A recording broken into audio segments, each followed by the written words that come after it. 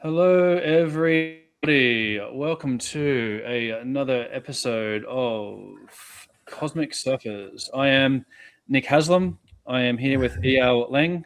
Welcome, EL. Thanks for joining me, brother. Hi, Nick.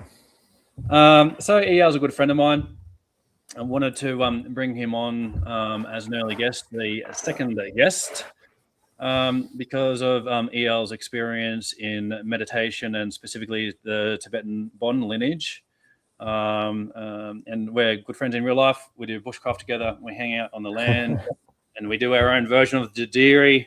We've had really good transmissions over time.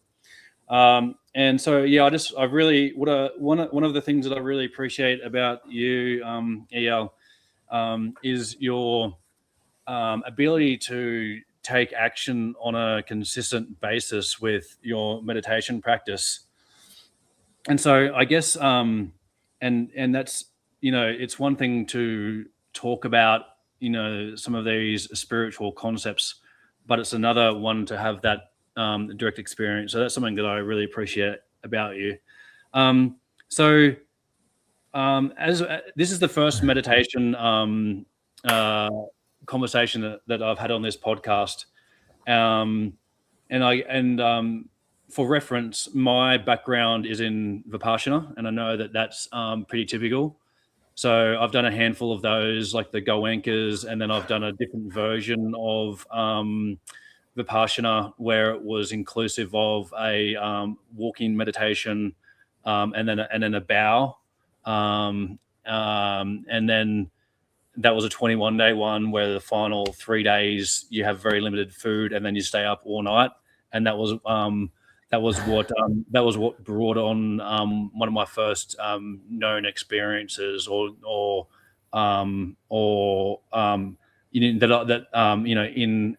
that spiritual journey, if you will. So you can go back and look at a previous episode, but that's where I kind of went into another dimension, so to speak, and was met with these faceless black men and all of that, and that was after the 21 days of meditating, and in that kind of like right in the middle of the night and all of that. So just as a reference point, my background knowledge comes from Vipassana. So I'm just wondering if you could maybe kick us all off and talk about your lineage and why you like it, and then and we can go from there. Or if you've got any comments on Vipassana, or however you want to lead. Yeah. So first, I actually didn't know. I hadn't heard that story. That after the 21 days, I didn't know you did a 21-day retreat. That's cool.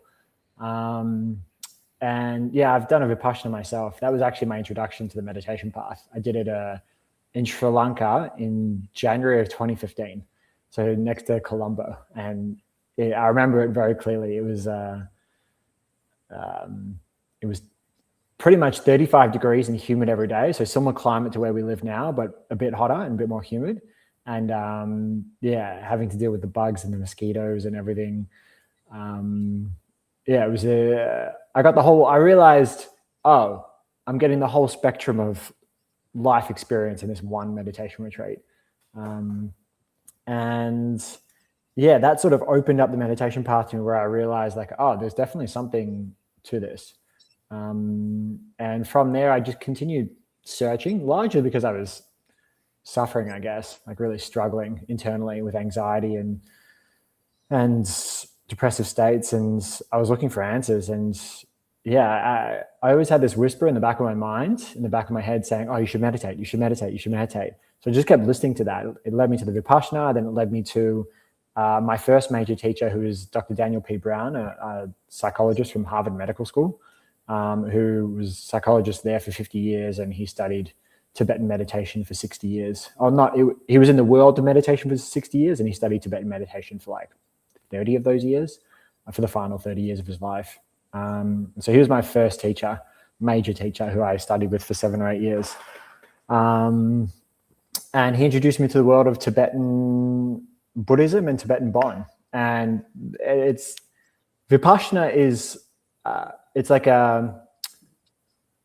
a piece within the developmental map of meditation.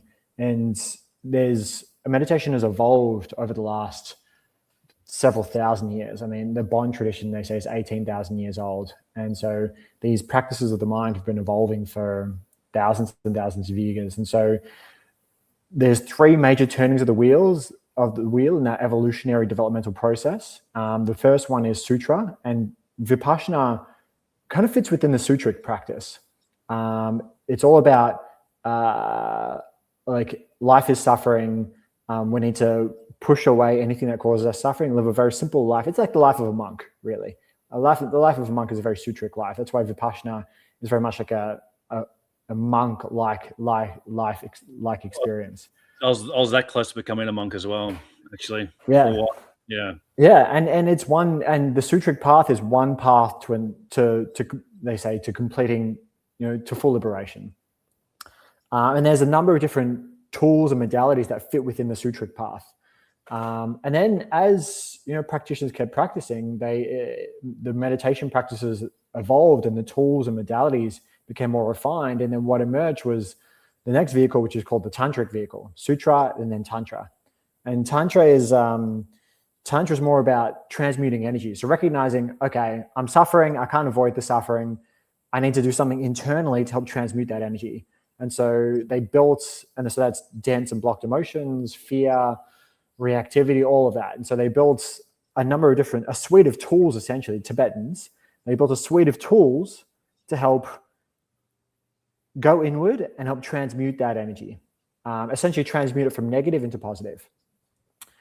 And so that they call that the second vehicle, or the second turning of the wheel. And then what I've been practicing, which is the third turning of the wheel, it's called Dzogchen. And Dzogchen is like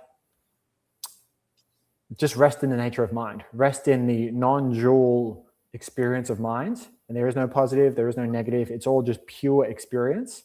And or it's just one field of consciousness, and just, it's all pure. It's like there's nothing to do. Everything's complete. Just relax into it, and the entire path will unfold itself to itself, which is a very, very different approach to Tantra and a very different approach to Sutra. It's kind of like saying you don't need to transmute energy. You don't need to avoid anything. You just need to relax and integrate the views. So Dzogchen is about just integrating the views. And so they say Tantra is the path of renunciation. Sorry, Sutra is the path of renunciation, Tantra is the path of transformation, and Dzogchen is the path of integration at a very high level overview. And a practitioner can be a master of all three at the same time. I do tantric practices, I do sutra practices, and I do Dzogchen practices. And Vipassana, I'd say, largely fits within sutra, but it's the one of the fundamental building blocks of going on the meditation path. It sets the foundation for entering into Tantra and for entering into Dzogchen. Yeah, awesome. There's actually another vehicle, and they're called the causal vehicle, which is more about the shamanic practices. So it has a more of a shamanic orientation. So that's very much a nature-based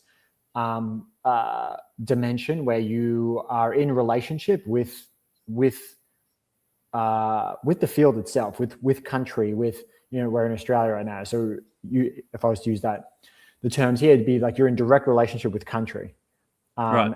and you make offerings, and you have connection with the land and the spirits, and the nagas is what they call it. And so that vehicle is all about being in right relationship, I would say. Right. And so, but from a meditation perspective, Sutra, Tantra, Dzogchen is the sort of like the developmental map of the Tibetan path. And a lot of the practices that evolved, meditation practices that evolved, will largely fit within one of those three vehicles. Okay, thank you for the clarification. So when you mentioned, with Dzogchen,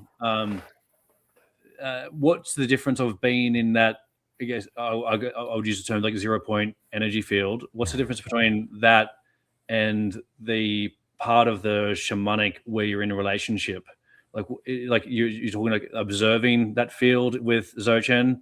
Like, is it like more passive, or like wouldn't you be in a relationship with that field as well in the Dzogchen? So what's the difference between those two? Yeah, good question. It's something I've been contemplating a lot in the last 6 months.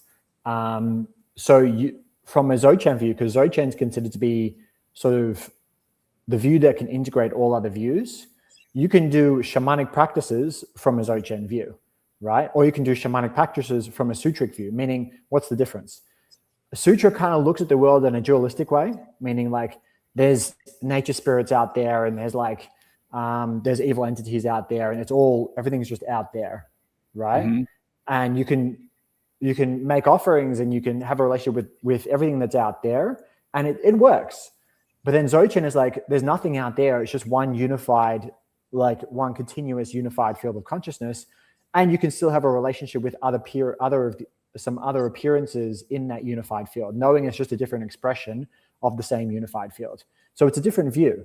It's a slightly different view. And most people, when they're doing shamanic-based practices, well, I won't say most people, but like from the Tibetan world that I've seen, most practices are oriented from the sutric view rather than Dzogchen view, where it's still like this subject and object duality.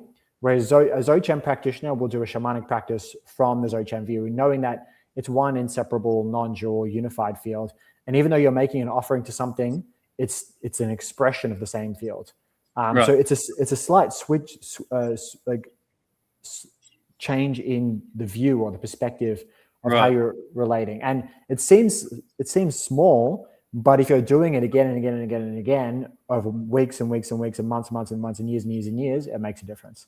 Because you start to understand, it really is just one continuous field of consciousness, awareness. And so, you asked about 0 point energy. 0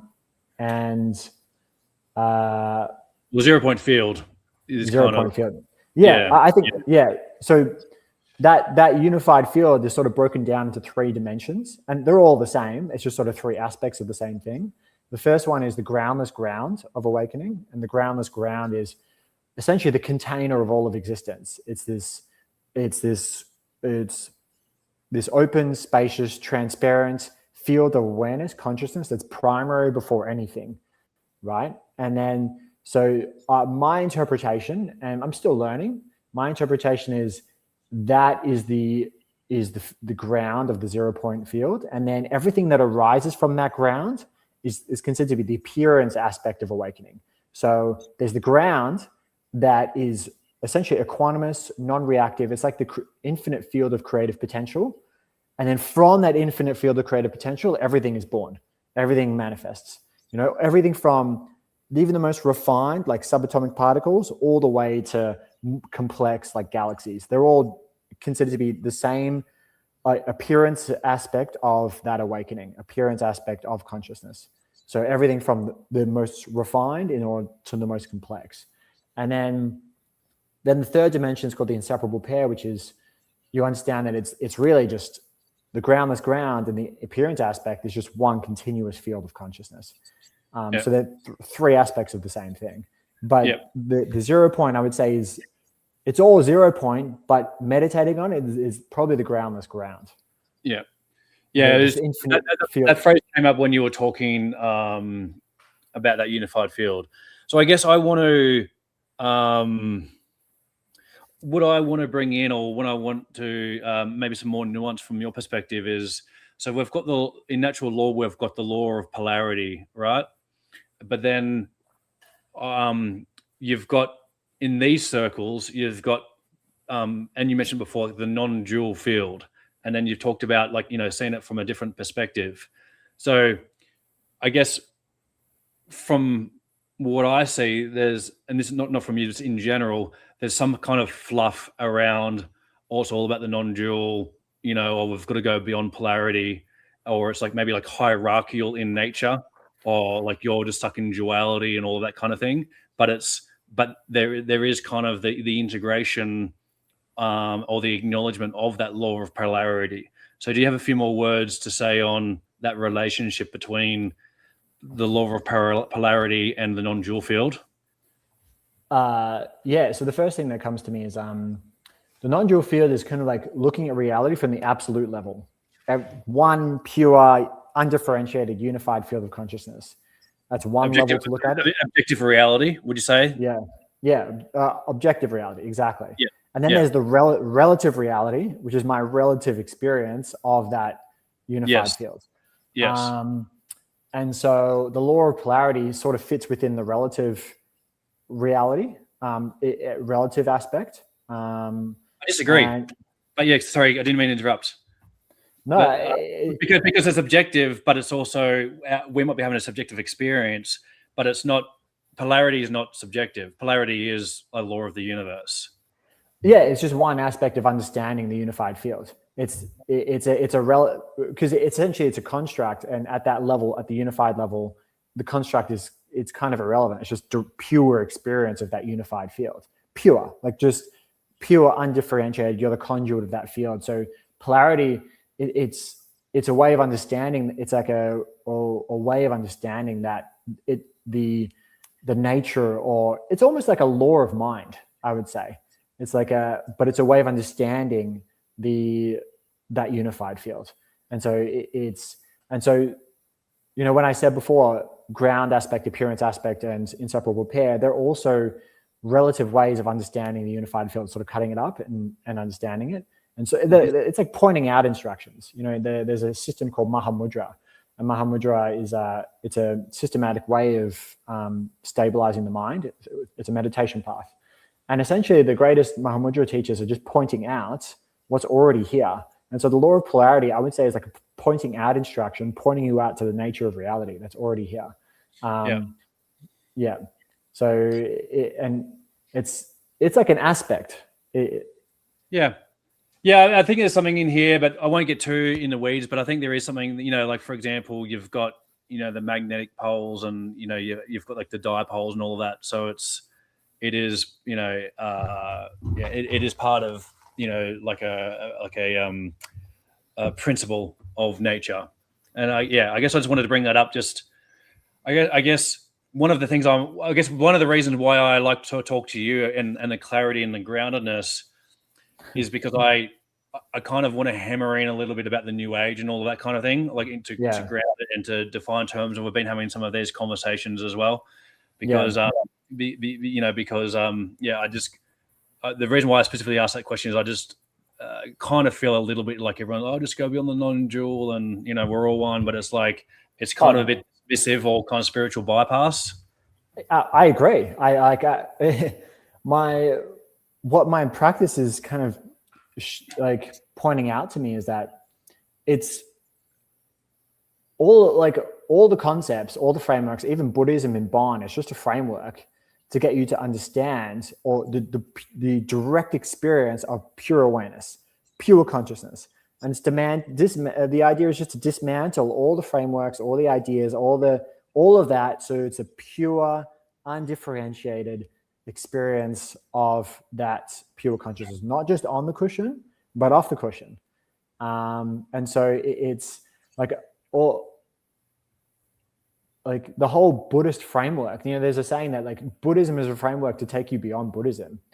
I love that, because the idea is it's all these all the ideas and concepts and frameworks within the New Age and even within Buddhism should really just be pointing to the direct experience and the direct integration of that pure awareness, because it's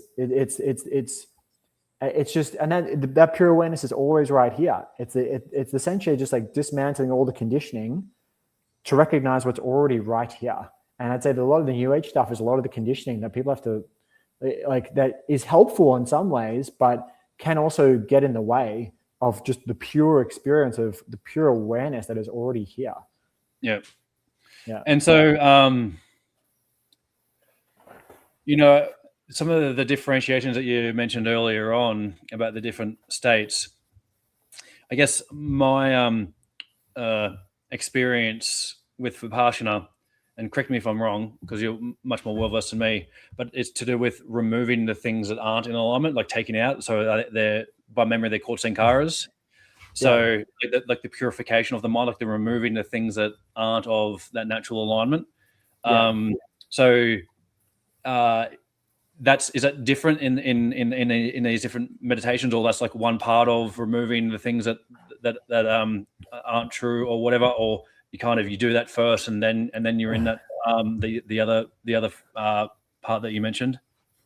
So Vipassana is like a foundational teaching for all the advanced practices. Everyone kind of has to go through the Vipassana. Why is that? It's like when you're building a house, you have the scaffolding. Vipassana is kind of the scaffolding, but it doesn't get you. It's a scaffolding that is necessary to continue building the house, right? And so, what is that scaffolding? From a meditation perspective, it's essentially the essence of it is training the mind to stay on an object, because the mind, it has a way of the default mode network makes the mind bounce around, like it grasps onto things externally and internally. And so the attentional system is constantly grasping at phenomena externally and internally, sounds, sights, smells, sensations, experiences, phenomena, emotions.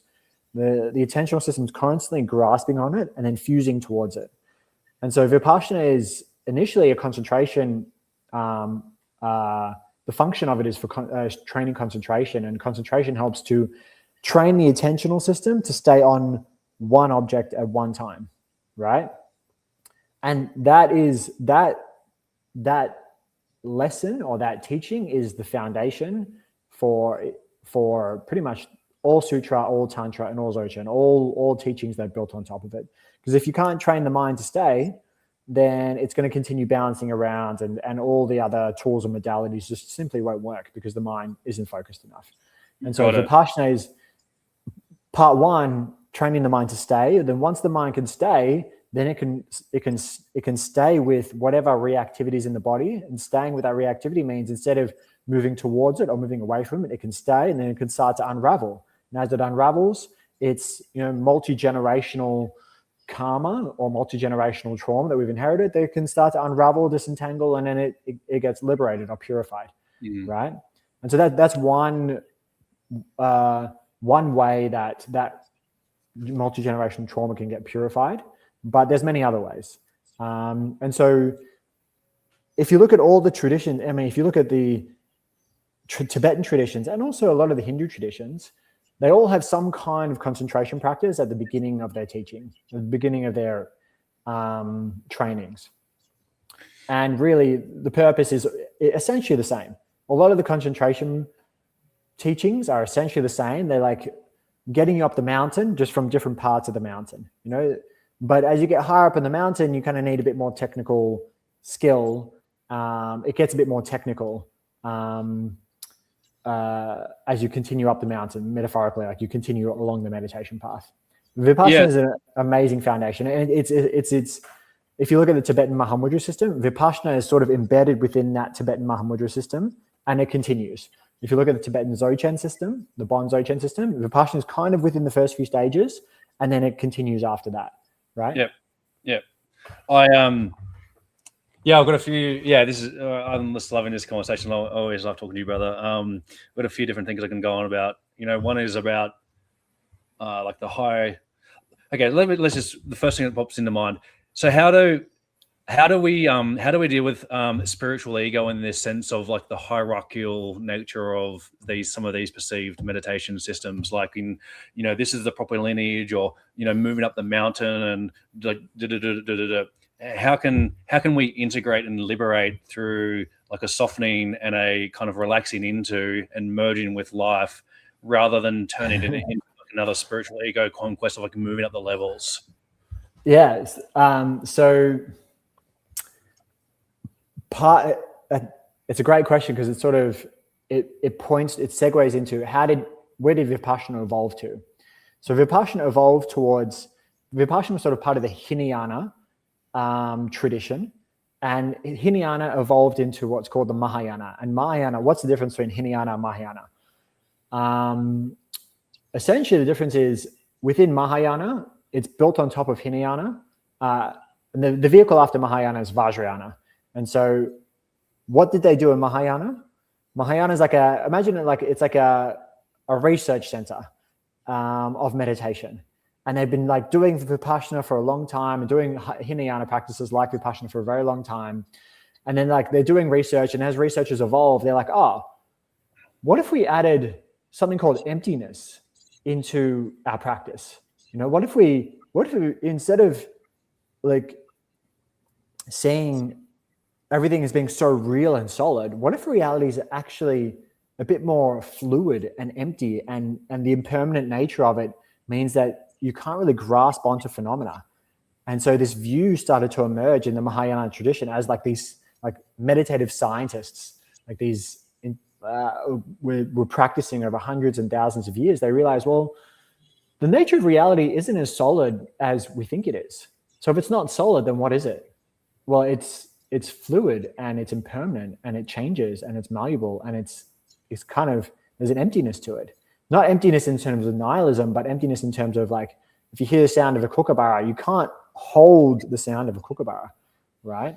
And that it's such a simple thing to say, but that teaching is that lesson goes across all experience, but we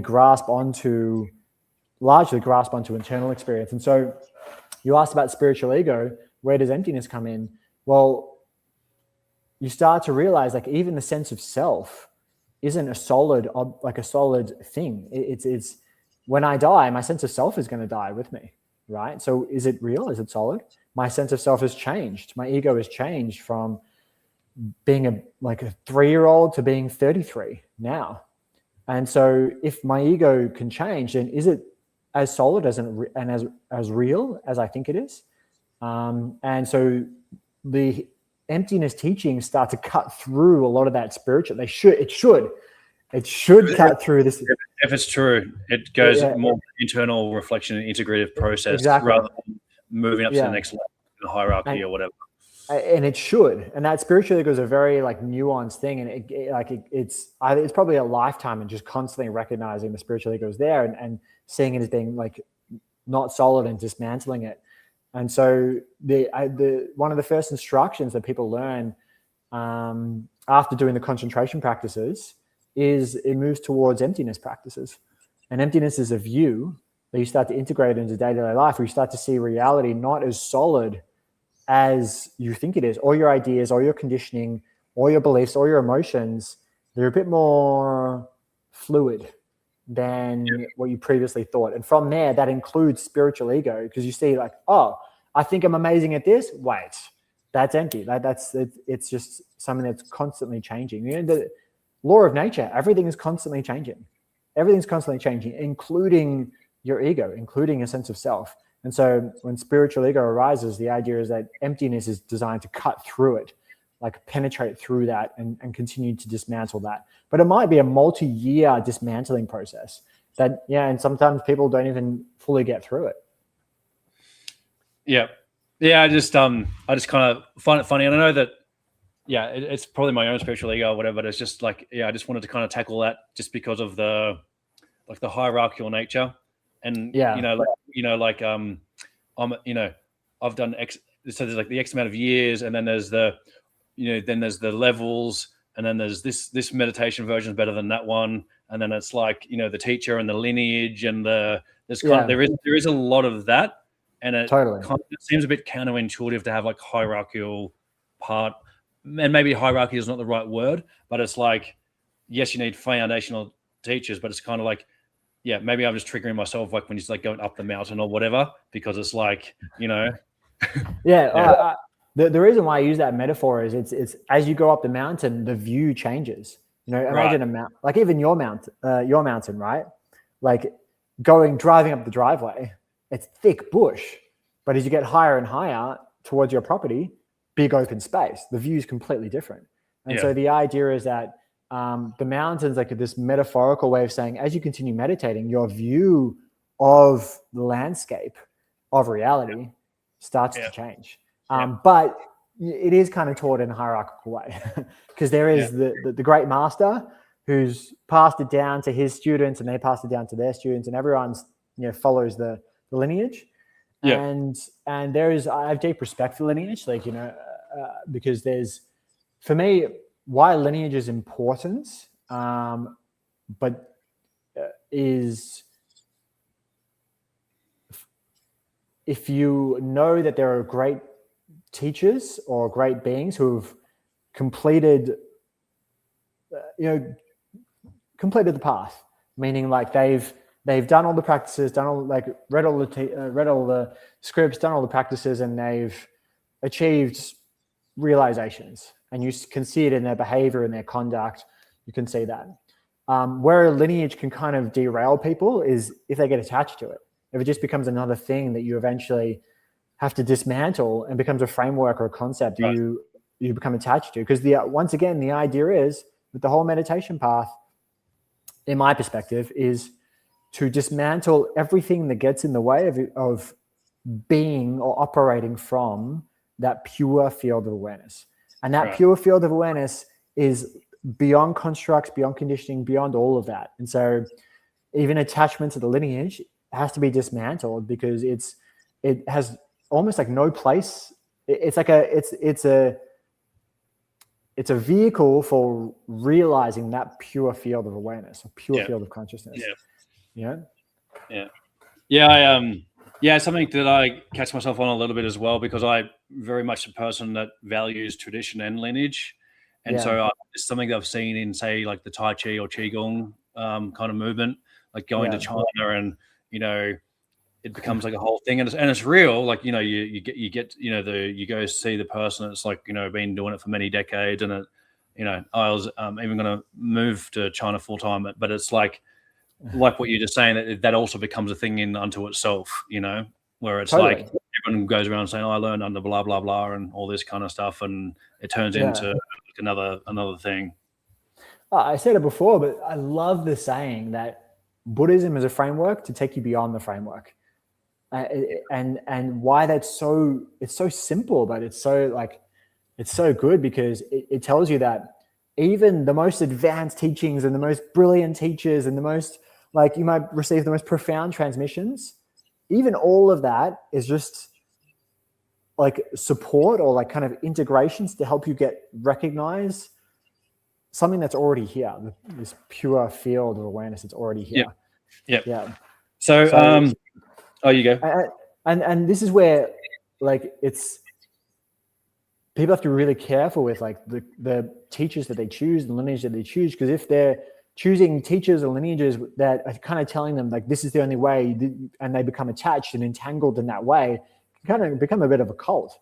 And the cult paths can take you away from the natural state. In Dzogchen, we call that pure field of awareness just the natural state, and I love that, because the natural state. Can you just for people that might be a little bit unfamiliar, and even myself, can you kind of like define or kind of flesh out a little bit, like when you say like that pure field of awareness, what you actually mean by that? This is I guess like the idea of the meditation path. And the best way for people to recognize this is just through direct experience. Like, don't take my word for it when I talk about it, but it's like meditate on it, contemplate it for yourself, and see if you can experience it directly. It's self-evident. Exactly. And so the idea is that essentially awareness is primary. I said before, primary, even before subatomic particles, like awareness is like the ground or the field of potential from which all those subatomic particles emerge, right? And everything is made of subatomic particles, so that means everything in reality emerges from that awareness. But everything that emerges is also that awareness. It's like the field of infinite potential, but also everything that's been created from it. So it's essentially like it. I like to use the word awareness and consciousness, like unified consciousness or field of consciousness, kind of interchangeably. And it's just like essentially saying like the space between me and the trees out there, there's air between us and space between us. But even that air and that space is awareness. It's the air, the sun, the plants,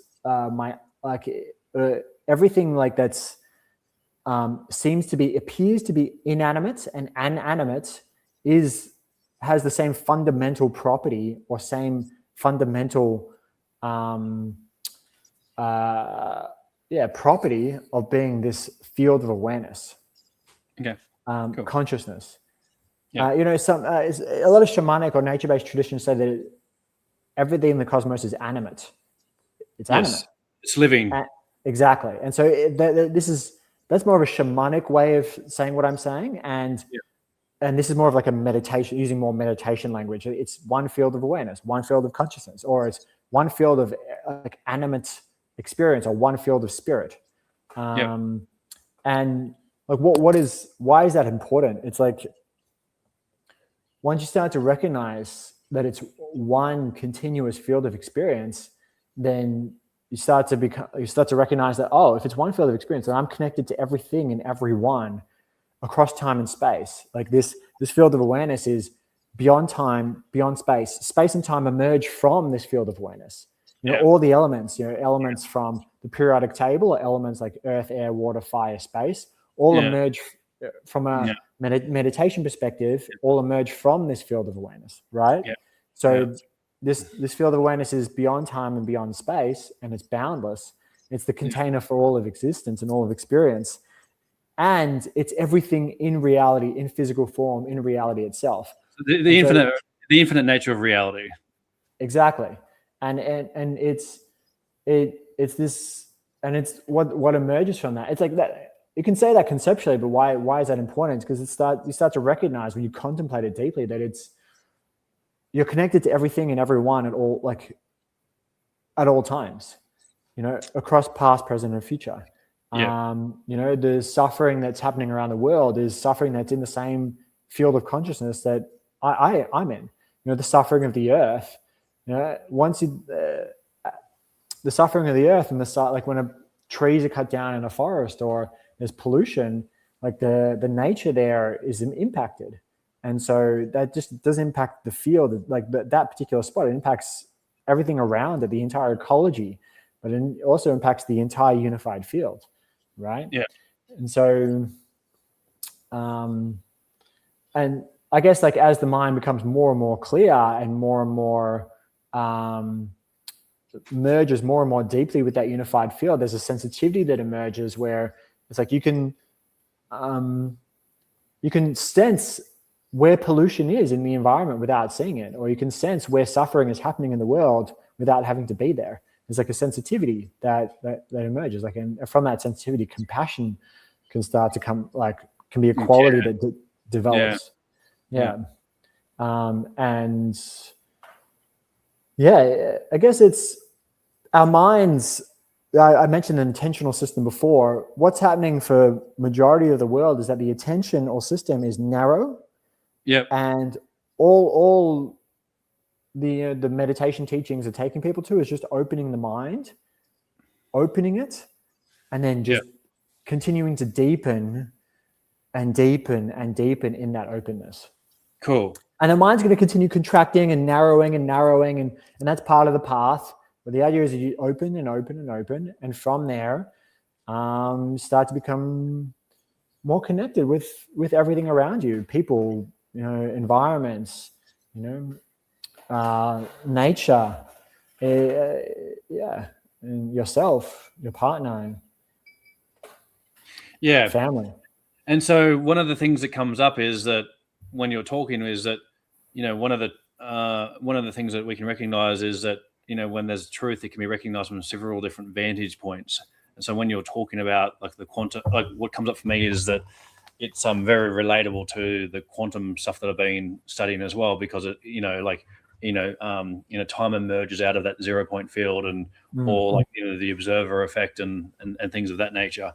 And I guess this is a perfect segue for one of the topics I wanted to get into. And I've never been a particular fan of it, just say, but I'm ignorant, and I'll put my hand up and say I didn't know. But and that's with the Kabbalah. And one of the things that Mark Passio has taught me about the pure meaning of that is the preparation of the mind to receive. And so that's what was coming up when you were talking, and that leads into. So there's one part in having the and there's also the attention being a spiritual currency. So the ability to be able to direct that attention is a real spiritual currency. So you've got one part of it the ability to receive information because your cup's not too full, and you're able to stabilize and focus and receive and all of that. And then you've got another concept, which is a Freemason concept to do with tiling the lodge, which is essentially like my understanding of it is essentially like preparation of like self-defense of the mind. And one of the things that it feels really relevant right now is people in this spiritual field that maybe their biofield is maybe like more polluted and have like less of an emphasis on these kind of things, but they study these different things, or they do different shamanic plant medicine ceremonies and all of that. I'm noticing there's a lot of like imposition in the thought and mind space. And I've done a previous episode about people feeling like they're targeted. And so if you could get a little bit into the preparation to receive, but then also this kind of psychic self-defense and how and how these come together. I'm just going to quickly go to the toilet. If you could just carry on. Carry on. Yeah.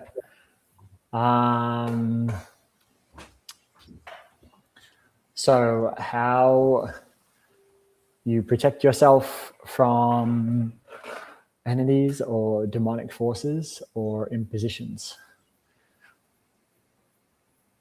We'll wait for him to get back.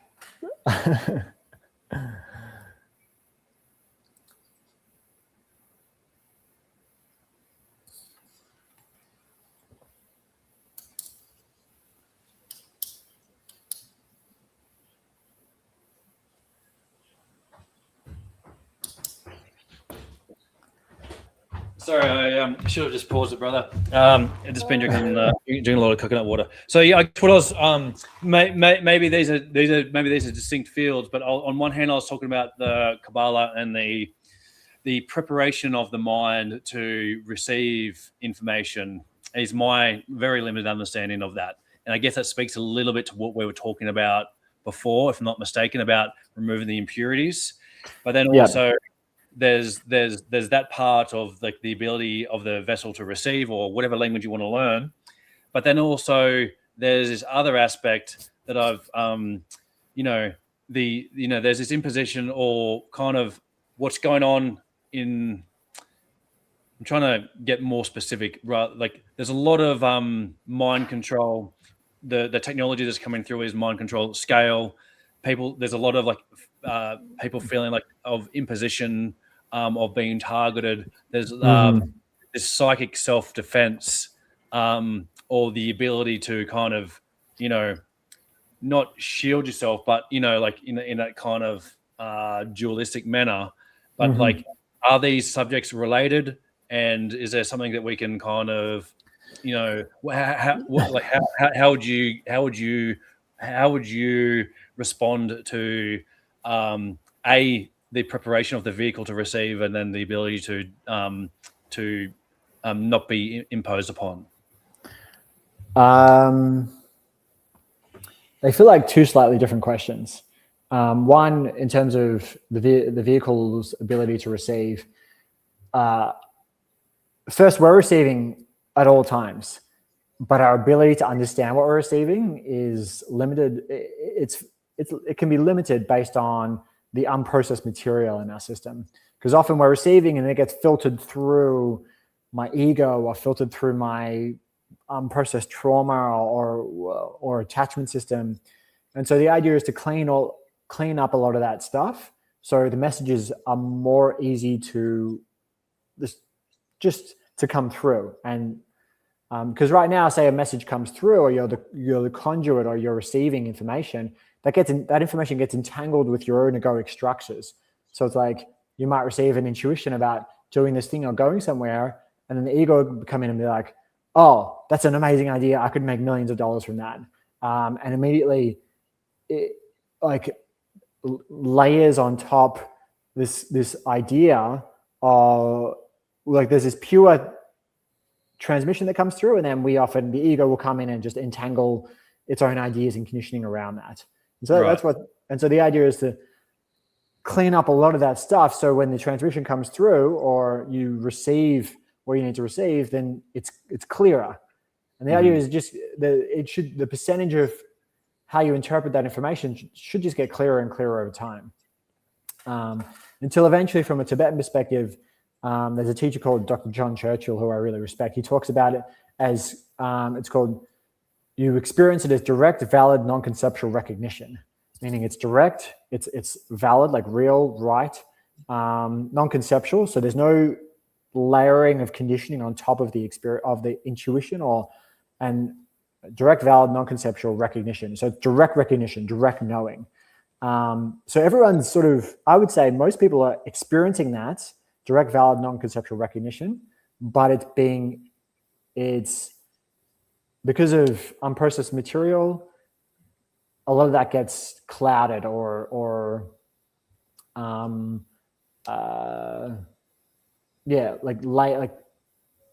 layers of conditioning gets built on top of that, right? So it's very important to do the clearing out process, so that information is essentially not distorted. That's a good word, because direct, valid, non-conceptual recognition is like pure knowing, pure intuition, pure. But then the egoic structures just build layers on top of that. So cleaning up the egoic structures, that's part one. And then you asked about the ability to defend yourself. So from impositions and from am I hearing like entities or demonic forces or? All of that. I guess the particularly relevant topic right now is technology, which enables mind control at scale. And there's like this kind of inner sovereignty or inner monarchy where we're the true custodians and owners of our own bodies and minds and thoughts. And so, the ability to move through these times, and it's not the right way to frame it, but it's kind of like not defending yourself, or it seems a bit reactionary or whatever. But there's this technology is already here, and there are people being imposed upon energetically, whether you want to call it demonic or negative entities or the dark occult. People using these forces for negative consequences and so forth, or if it's like satellite beaming technology or whatever you want to frame it, that thought injections and all of that. But one of the things that I've covered here is the omnivore, and one of those things is that with this kind of like inverted use of the technology, what's really happened and is already here is the ability to have mind control at scale. And so it's going to become more and more important for people to tile their lodge, which is to be fully. I'm trying to use less new agey terms, but if you're integrated or kind of operating from your center or your true core or your heart soul essence, then you're in this kind of realm of you are the authority. So then on some level you're giving consent, or you have some kind of contract or whatever it may be. But I just wanted to kind of get your take on it doesn't really matter the actual thing, but there's kind of like the overall concept there and how you would navigate that. Yeah, so there's a few things there. One is as the mind becomes more clear, it's easier to recognize you essentially just become a conduit of what's happening in the field. And as you become a conduit, like you recognize what's yours and what is yours, not yours, with greater clarity. And so I would say that there's a process of that I mentioned before, clearing out and purifying, so you can understand like what is that direct, valid, non-conceptual recognition, and what is sort of masking itself as that. Because and there's qualities of this that can be understood. So you can start to recognize the certain qualities, energetic qualities, the signatures of what is kind of that pure knowing versus what is sort of an imposition or what's coming through that doesn't belong to you.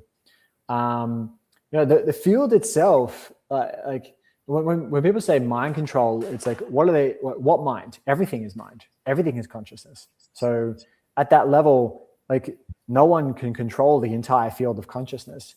So as people start to purify the mind and open and open and open to the greater field of consciousness, I think that makes you kind of impenetrable to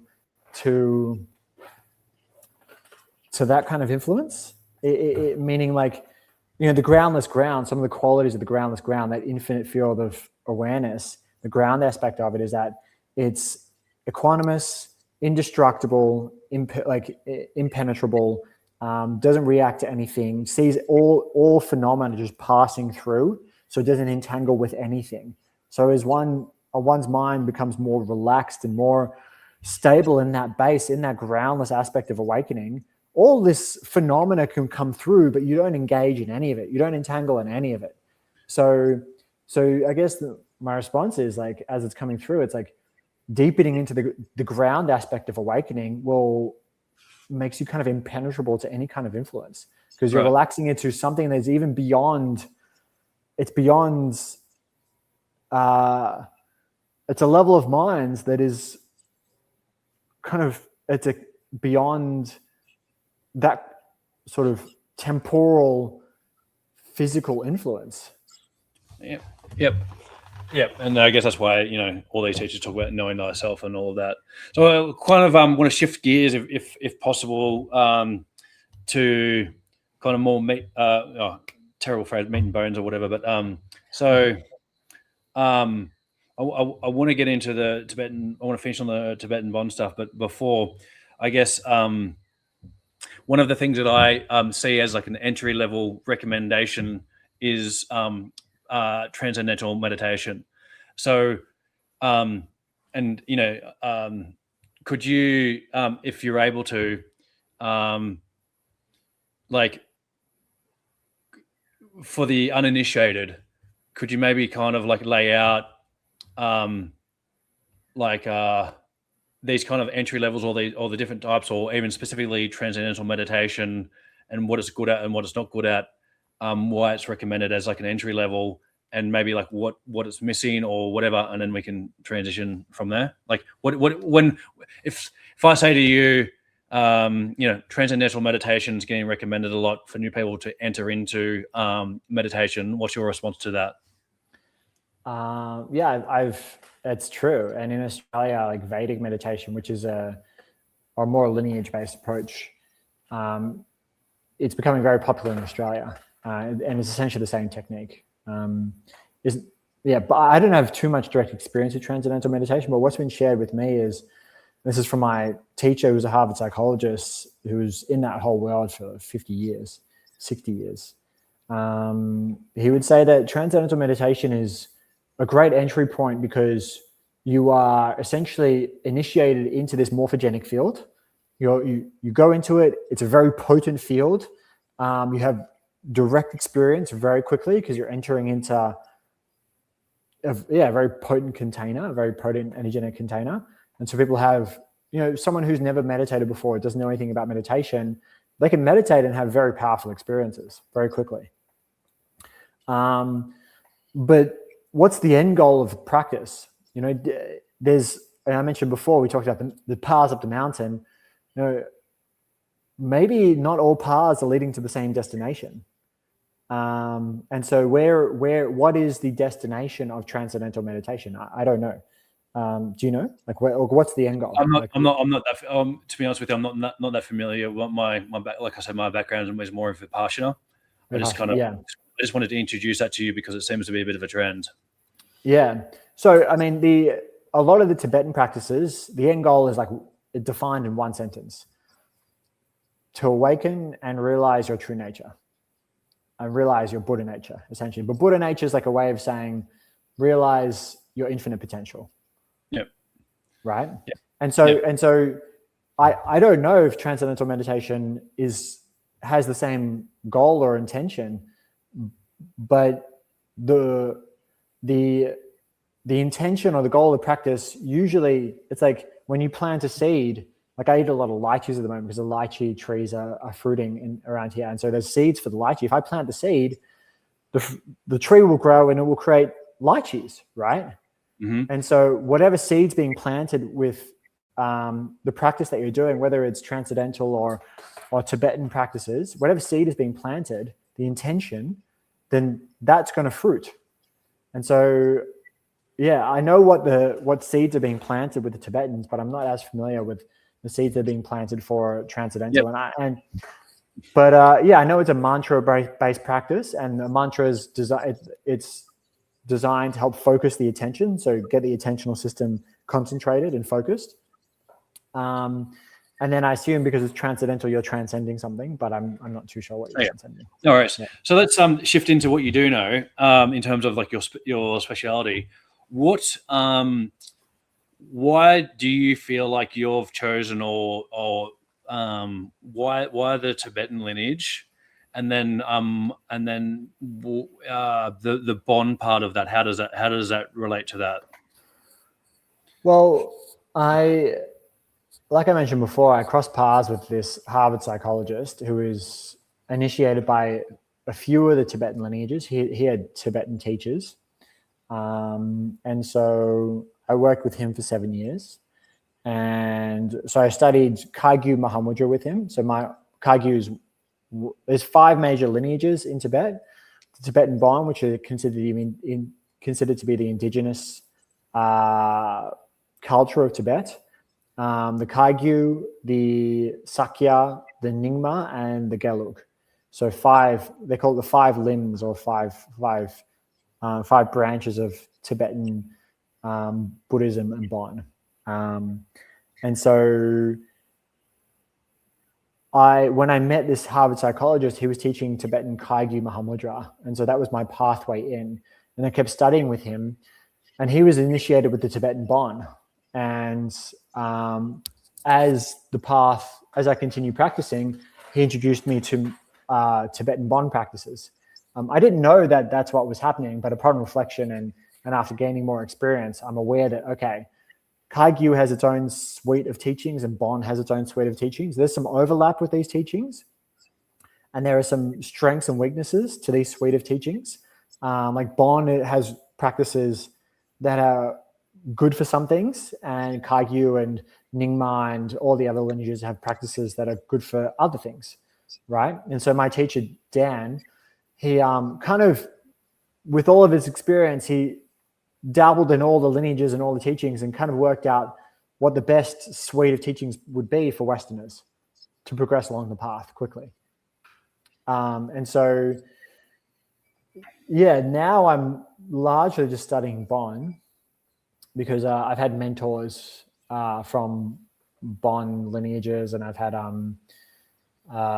worked with a mentor for 5 years who studied with Tenzin Wangyal, who's one of the big Bon teachers in America.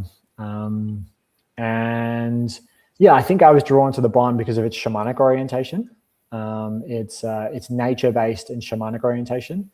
And yeah, it just sort of naturally emerged that way. My mentor, he's quite, some people are more sutra, some people are more tantra, some people are more dzogchen, some people are more causal vehicle, so more shamanic vehicle. So people, as you practice over many years and many decades, you become familiar with all those 4 dimensions or 4 vehicles.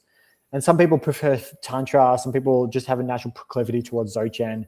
And I think I have a natural proclivity towards the shamanic vehicle and the other ones as well. I just remember that we actually met at a acacia shamanic ceremony. Yeah, that's right. Yeah, that's right. To the shamanism. Yeah. So I guess my question is, like, how similar or different is it to other shamanic traditions? Like, because you've got for example, you've got the indigenous here in Australia, and you've got the Didiri, which is the essentially is listening to nature, right? But then when you think of other shamanic traditions, whether it's the Shipibo in Peru and the ayahuasca and all of that, that's not necessarily, that's more like plant shamanic base, and it is that process, but it's not necessarily like meditation in that sense of sitting on a cushion and meditating. It might be a form of meditation, but how does that come into it in terms of the shamanic part and the meditating part? Yeah, I always like to joke that I feel like the Tibetans are like academic shamans. Like they have a whole system. They've created systems of academia around the shamanic practices.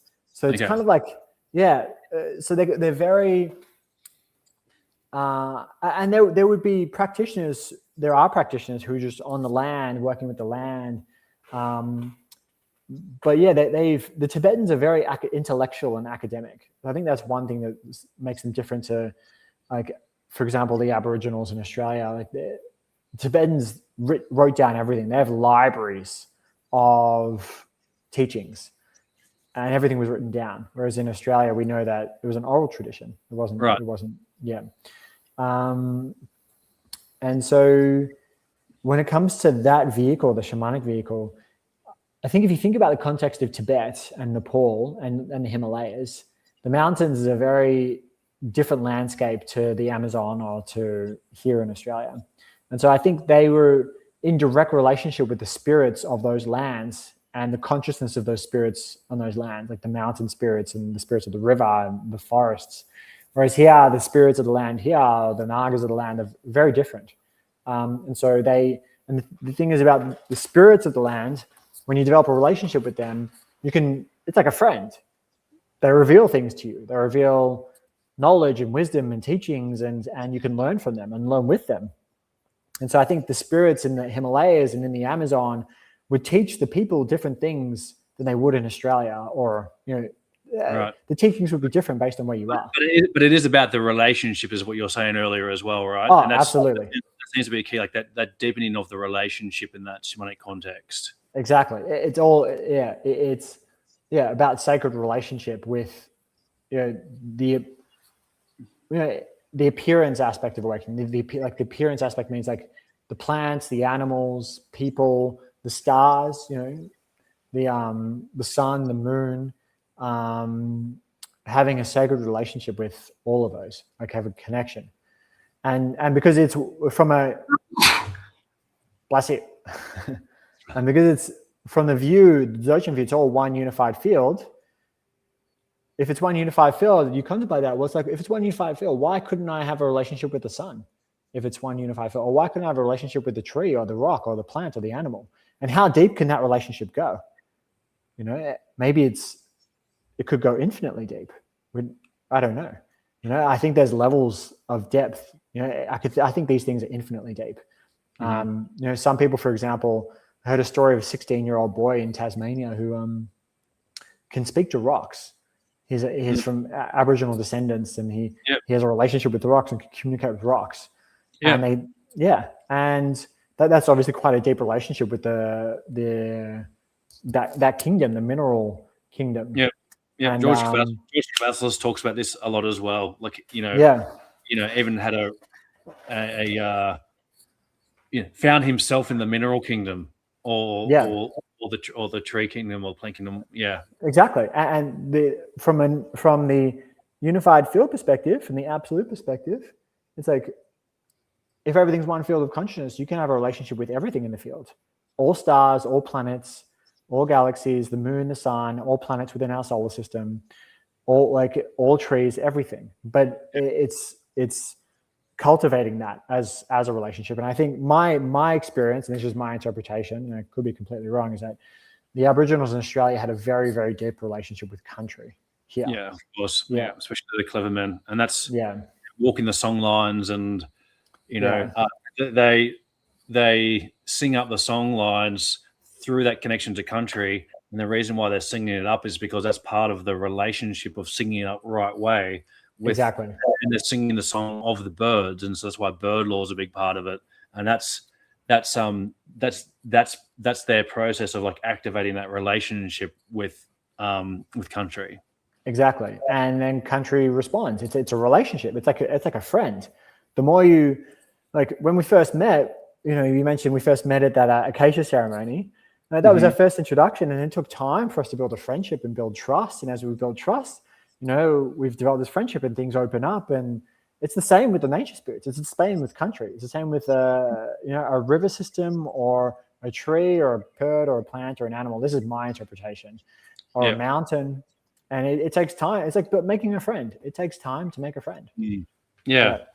And one of the things that's come up for me recently is around just the, just a reminder of like giving offerings to land as well, to help you build that relationship. So you mentioned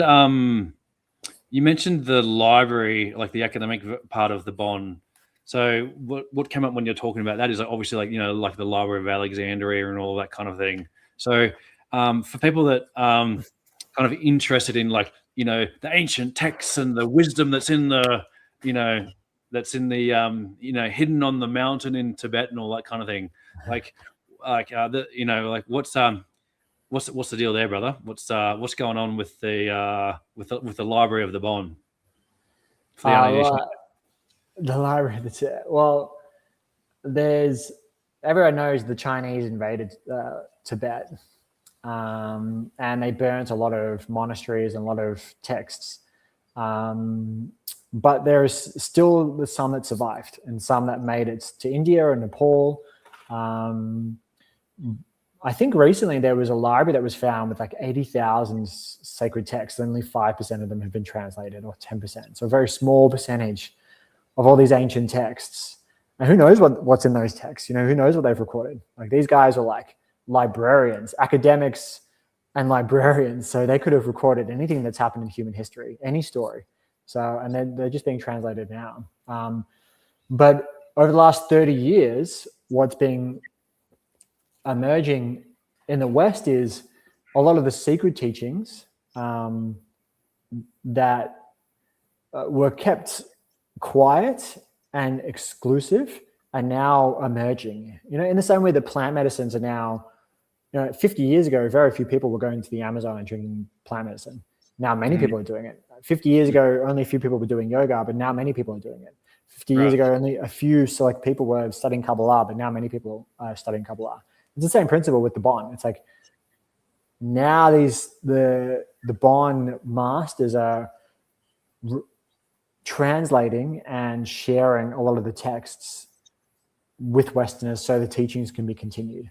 But then but there's much more that can be translated and much more that can be shared. My teacher, Dan, he was a translator. He could speak Tibetan and read and write Tibetan. So that was one of his roles. He called himself a translator, not a meditation teacher. He was a translator from east to west. So is there any overarching theme as to, I know this is like a hard question. I don't really know what my question is, but it's like, is there like, what's the cool secret source stuff that's like hidden in all these ancient texts that's in the library? Like, is there any kind of like grand mystery of like unshared or unknown knowledge or wisdom there? Yeah, my teacher Dan told me one thing, that when he was spending time with Tibetan lamas translating texts, they shared with him that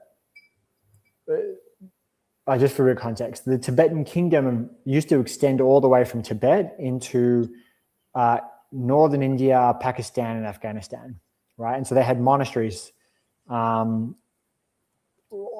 that whole route, essentially. And they had records in Tibetan of a man named Jesus, who attended one of their monasteries in Afghanistan about 2,000 years ago, a bit more than 2,000 years ago. And it's written in Tibetan, I don't know if it's been translated. He told this story like 5 or 6 years ago. And he was a man from the West, a man from far away, and then came to study with their teachers in this monastery. And they say that the time sort of coincides with the years that Jesus disappeared from the Bible. So it's a similar story to with Egypt as well, but maybe he went to all of these places. Yeah, he probably did. So that's one cool story that he told. In terms of like the secret stuff, ultimately, like, I reckon the source of all the teachings, the Kabbalah and the Bon, the source must be the same, but just in a different language. because what they're sharing is the same as what they share from, like you hear Kabbalists talk about what they share. But I think that the practices that they designed, like the meditative practices in the Sutra, Tantra, and Dzogchen vehicles, are different to the Kabbalistic practices, or different to the Hindu-based practices, or different to, and so, yeah, what's now being shared with the West is literally the technical aspects of those practices and how to do them without causing harm to yourself or others. And again, one of the things I've learned from the quantum and math and all of that is that if you've got like a page full of math equations, you don't know it well enough. So even though I'm asking you about the secret source and the hidden mysteries and all of that, from one of the things that comes up for me is that, these profound things are very simple, Oh, yeah, it's. I feel like I'm learning that every week. Every week it's like, oh, it is simple. I'm just like, the only thing that gets in the way is just me. I get in my own way of just realizing what all the teachings are trying to say. Yeah. And it's just that this field of awareness is always here. It's literally always here. You don't need to go anywhere. You don't need to do anything. It's just it's literally it's primary to everything, and it's easy to forget that because of all the old habits of mind, all the old constructs and habits sort of make you forget. But it's so simple. It's like as soon as you recognize how simple it is, like, oh, awareness is primary, consciousness is primary, then it just all opens up again. So simple. Yeah, and like I guess with all of the stuff that I've been studying about natural law, so much of it is to do with the mind and thoughts and changing our own, going on an internal shadow work journey and changing our thoughts and our mind, and that's what brings about this co-creative, change. And so it makes sense to engage in practices like this, so you can, transmit and receive information clearly, to change the way we think. We've got erroneous thought patterns to kind of build more coherence in this relationship that we're talking about. So it, it's very easy to be like, oh, it's all about the thoughts and it's all mine and all of that. But, this kind of brings in some more tangibility to it, perhaps. Yeah. Well, I mean, I guess since we're talking, the theme is about meditation. The whole meditation path is a structured path to help organize all those aspects of mind, all the thoughts, all the emotions, the attentional system. There's registers of mind. There's the somatic register, which is like sensation, the sensate aspect. There's the affect register, which is emotion. The symbolic register, which is where imagination and visualization lives. And then there's cognitive register, which is thought. And so essentially the whole meditation path is designed to bring all those registers of mind into coherence. And once they're in coherence, then the mind is kind of capable of anything. Because what often happens is, like, if you're triggered and the sensate register of mind is like too intense, then it dysregulates the affect, and then it dysregulates the cognitive. And so the mind is a kind of split into pieces. And the idea is the meditation path is just essentially slowly and gradually creating coherence with all those registers of mind. And as they becomes coherence, then you're like starting to tap into deeper states of awareness, deeper states of consciousness. And from there, you're tapping, the 0 point field becomes, working with that 0 point field, putting intention to that 0 point field becomes more possible, because the coherence, the internal coherence leads to wherever you put your intention, it starts to manifest. Right. And I guess this is kind of leads me to my final kind of thought / question. I've been noticing this program of passivity. And so and it runs through all these different fields I've been studying, whether it goes from like UFO disclosure or breakthrough energy. There's part of it's cognitive dissonance, and part of it is like, being able to have a vehicle that can receive the information to process it. But there's this kind of like the program, from my understanding, like on a larger scale, is designed to pull people into passivity. And so, like, waiting for disclosure, or having external authority, or waiting for the government to tell us that the aliens are real, or waiting for like Lockheed Martin to go, oh yeah, we do have breakthrough energy, we do have weapons that go beyond time and space and all of that. But there's kind of this passivity of like waiting for the external, or kind of, is it real, is it not real, or it's like, oh yeah, cool story, bro. But it kind of remains there. And so I'm not sure if this is not necessarily like just a meditation question, but it is definitely related to that thought and mind part of it. But can you speak a little bit to that passivity part of it, and when we deepen that relationship with ourself and with nature, it's like a co-creative action taking aspect rather than just like passive. So just what comes up for you when I talk about that passivity? Yeah, it's that passivity, you're speaking of those registers of mind.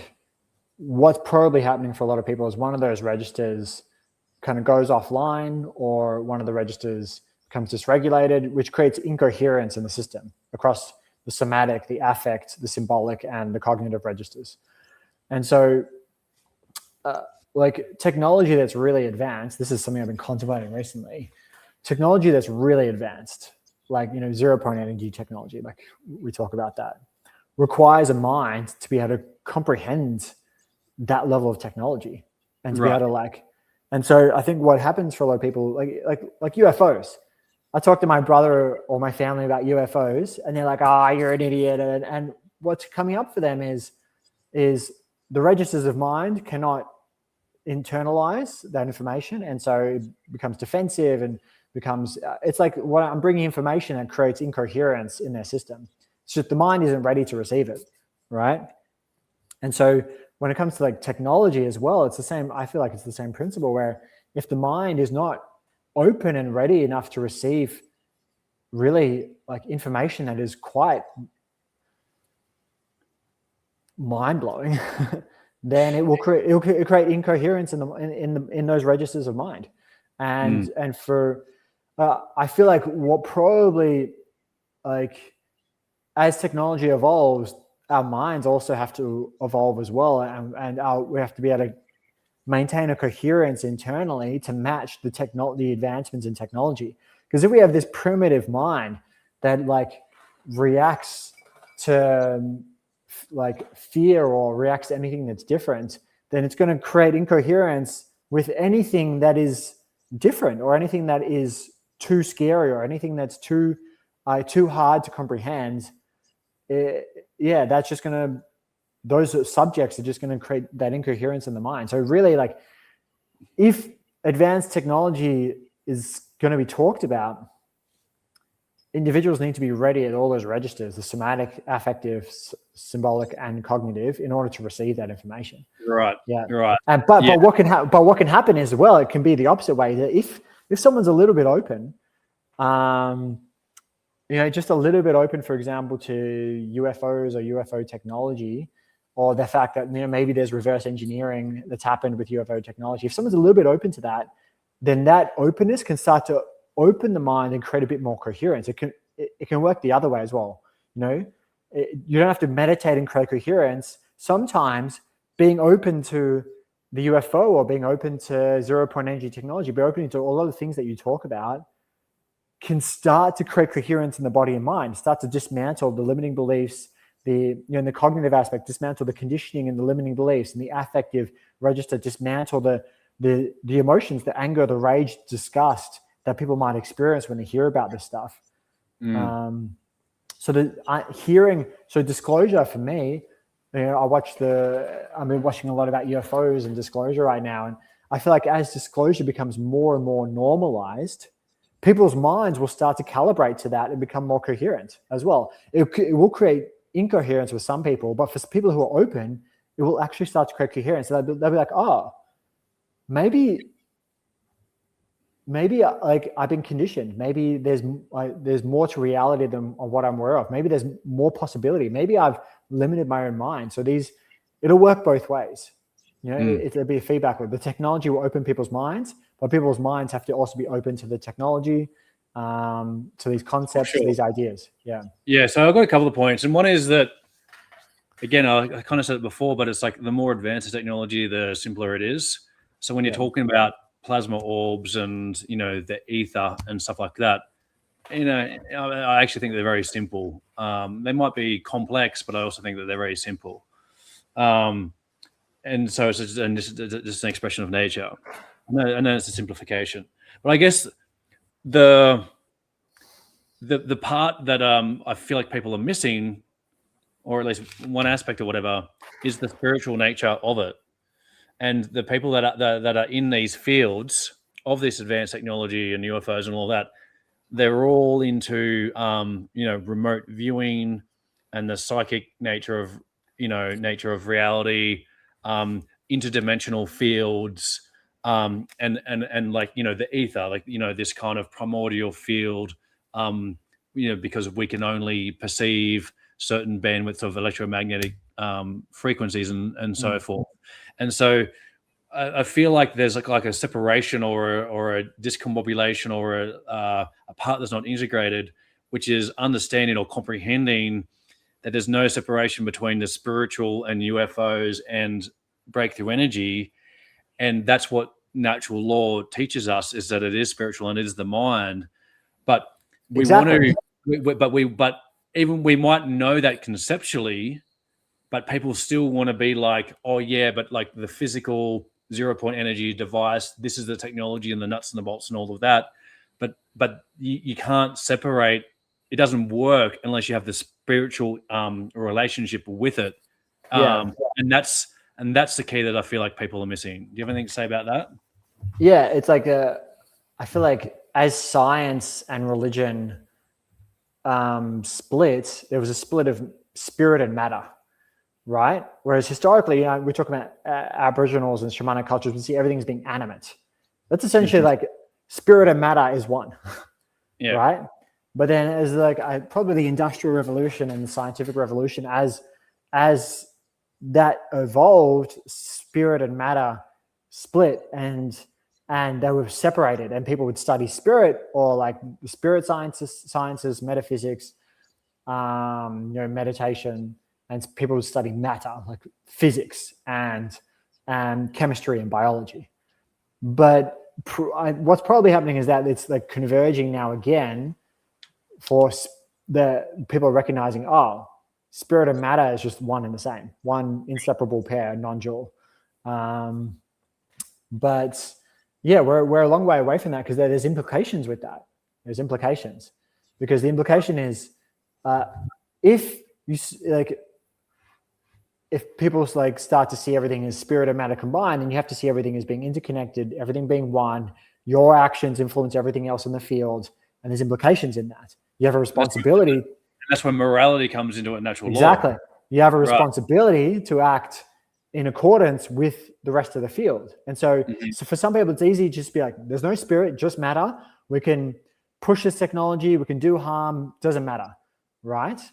And so probably that's why people completely dismiss the spirit part, because if they start to integrate the spirit part, they have to realize, this technology that we're building, this information that we have, it could have a ripple effect throughout the entire field of experience, because it's all one interconnected field. Right. And so, that it's, but it's going back in that direction, I feel. It is, but I will say that the people that are really like leading and pushing forward, in these fields, there's a complete disconnect from, like, they might say, consciousness is, part of it, blah, blah, blah. And it's just kind of like off to the side, but there's an intrinsic and inexplicable link. The pathway to get disclosure and this 0-point energy technology is spiritual in nature. And people might know all the science, and they might know how to build the devices, or they might know how, plasma orbs work, or they might know how whatever works, but it's still, they're if they know about the spiritual part of it, it's still on the side rather than a key core concept that needs to be driven through it. Yeah. Well, it's coming to the understanding. This is why I think meditation, in all the research I've been doing recently, the UFOs and in like astronomy and Aboriginal like spirituality and like everything that you and I talk about, I feel like one of the missing parts is probably the mind, like the mind, consciousness, awareness. Like I'll use those interchangeably, and once again, this is just my take that the mind, consciousness, awareness is primary.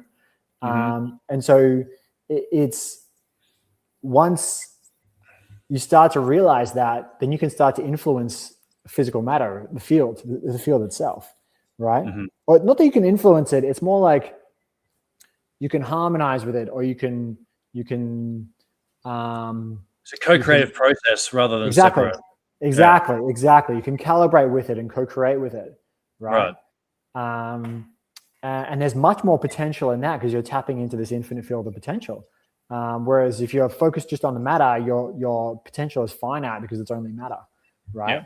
And so, like, there's this one of the teachers who I really like to follow. He talks about science has to move into the non-dual, where instead of it just being chemistry, it's non-dual chemistry. Instead of being physics, it's non-dual physics, meaning like you understand that you're doing chemistry and your awareness or consciousness is influencing the chemical experiments that you're doing. You integrate that realization into the chemistry lab. You integrate it into the physics lab. You integrate it into the biology lab, where you understand that your awareness, your consciousness is influencing and co-creating and co-mingling with everything that's happening in the field. And that's great. So someone's watching this, they're like, wow, this EL guy, he's a legend. And I'm very interested in the Tibetan Bon lineage, and I'm gonna become the I want to become as experienced as EL. How would you describe yourself? Are you a teacher? Do you have clients? Do you have some work? Where would you point someone towards if someone's just hearing about this for the first time? Like how would you onboard someone? What does that process look like? It's funny. I used to do more teaching. I used to have a business, but I actually I closed that down. And the reason why I closed it down is because as I deepened with the Bon, I felt like the energy and information coming from the Bon, I wanted to be in alignment with that, essentially in alignment with natural law, like in alignment with the Dharma. And me building my business felt like it was kind of still grasping at matter, still grasping it and so I've kind of dismantled that whole business. And but I'm more than happy to talk to people if they want to email me. And I can point them in the right direction, because every practitioner is different. You have to meet people where they're at. And so I'd have to speak to people to understand what their needs are and then point them in the right direction, because there's a whole suite of tools and teachings and practices, and not every teaching is right for every practitioner. Not every practice and tool is right for a practitioner. It's about working out where people are at and understanding what they need, and then meeting them where they're at with what they need. So there's not really like a YouTube video or a personality or a book or something like that. It's more of, it's not that simple. If people want to study Tibetan Bon specifically, then I'd say Tenzin Wangyal in America is really good. He has amazing books. And can you just spell that out for people that don't know that name? Yeah, please? Tenzin Wangyal, Tenzin space Wangyal, Tenzin Wangyal Rinpoche. He's got a great talks on YouTube. He's got a website as well called Ligmincha. That's the organization he works with. I work for the board. I'm on the board of a charity called the Bon Mosting Foundation. We work with a teacher called Geshe Sonam. He lives in Nepal, in a remote part of Nepal in the mountains there. So you can find, join our mailing list, and you can receive updates and learn with Geshe. And then, yeah, if you want a more like a nice Western and Eastern view, then my old teacher, Dr. Daniel P. Brown, he was incredible. He died a few years ago, but yeah, he really married the Western science and the Eastern philosophy better than anyone I've come across. Like, he was a Harvard psychologist, hard scientist, but also deep spiritual practitioner. And so, yeah, if you find anything on Dr. Daniel P. Brown from Harvard Medical School, then yeah, watch his content. He's good.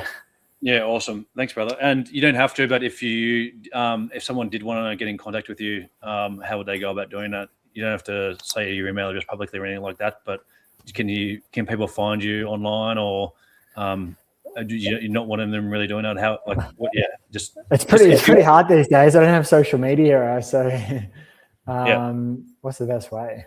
Probably through my email, but maybe if someone wants to get in contact with you, maybe they can contact. I'm not even. I don't even have comments turned on, but yeah, I guess.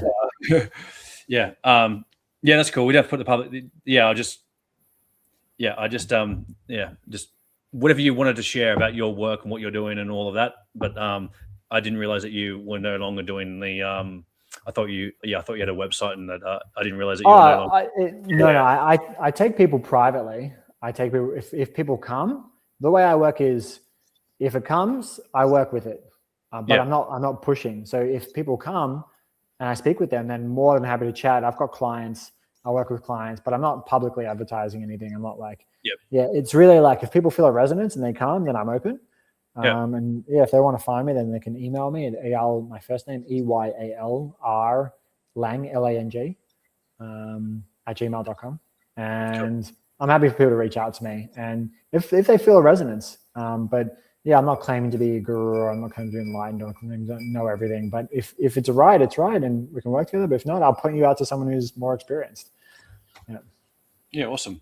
Well, thanks for coming on, Eyal. I feel like this is like a great kind of introduction, or kind of like setting the scene for some of these things, and I hope that we can build upon in the future. And I just really appreciate being able to have this kind of chat from a kind of wide array of subject matter. Yeah, it's cool. It's cool. I feel like as we talk, there's more opened up. I'm like, there's a lot we can talk about. Yeah, for sure. Yeah. All right. Well, let's do it again soon, mate. And I'll see you a bit later today, mate. Cheers, man. See ya. Thanks. Bye.